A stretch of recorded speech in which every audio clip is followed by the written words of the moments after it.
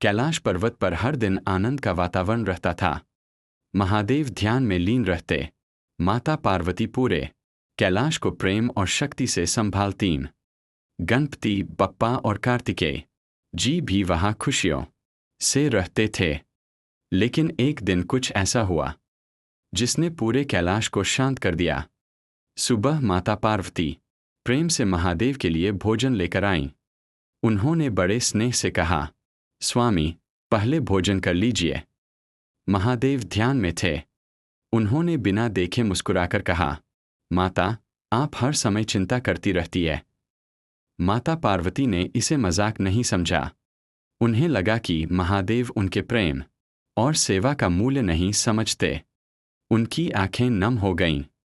उन्होंने धीरे से कहा, जहां सम्मान न हो वहां रुकना कठिन होता है। इतना कहकर माता पार्वती कैलाश छोड़कर जंगल की ओर चली गईं। जब माता पार्वती चली गईं तो पूरा कैलाश सूना हो गया। हवाएं शांत हो गईं। फूल मुरझाने लगे। नंदी उदास बैठ गए। महादेव ने आंखें खोलीं और चारों ओर सन्नाटा देखा। उन्होंने नंदी से पूछा, आज कैलाश इतना शांत क्यों है? नंदी ने सिर झुकाकर कहा, प्रभु, माता पार्वती नाराज होकर चली गई है।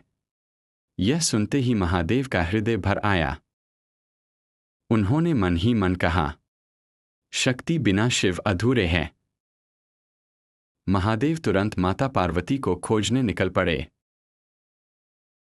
पहाड़ों पर ढूंढा, नदियों के किनारे ढूंढा, जंगलों में ढूंढा।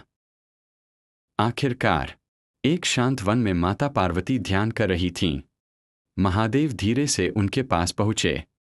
उन्होंने विनम्र स्वर में कहा, माता, कैलाश आपके बिना घर नहीं, सिर्फ पत्थर है।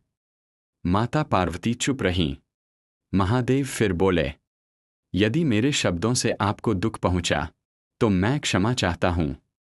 माता पार्वती ने आंखें खोली और कहा, स्वामी, प्रेम वहां सुंदर लगता है जहां सम्मान भी हो। महादेव ने सिर झुका लिया। उन्होंने कहा, आज मैंने सीखा, जिसे हम अपना मानते हैं उसकी कदर हर दिन करनी चाहिए। माता पार्वती मुस्कुराईं। उन्होंने कहा, गलती हर किसी से होती है, पर जो अपनी गलती मान ले वही महान होता है। महादेव ने माता का हाथ थाम लिया। दोनों साथ कैलाश लौट आए। जैसे ही माता पार्वती लौटीं, फूल फिर खिल उठे। हवाएं फिर बहने लगीं। नंदी नाच उठे। गणपति बप्पा मुस्कुरा दिए। पूरा कैलाश फिर आनंद से भर गया। सीख, रिश्तों में प्रेम जितना जरूरी है उतना ही जरूरी है सम्मान। अहंकार रिश्ते तोड़ देता है, लेकिन एक सच्ची माफी रिश्ते फिर जोड़ देती है। जो अपने प्रियजनों की कदर करता है वही जीवन में सच्चा सुख पाता है।